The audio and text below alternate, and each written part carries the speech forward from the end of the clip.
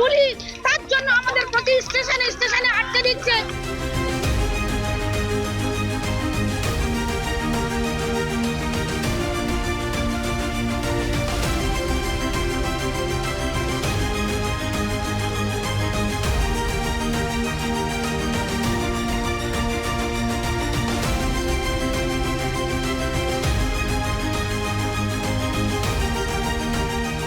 আমাদের আন্দোলন চলছে অনেকদিন থেকেই। আমরা গত 23শে ডিসেম্বর থেকে আমরা আমাদের কর্মবিরতি পালন করছি, কারণ আমরা বহু আধিকারিকদের আমাদের সমস্যার কথা, আমাদের বেতন বৃদ্ধির কথা অনেকভাবে জানিয়েছি।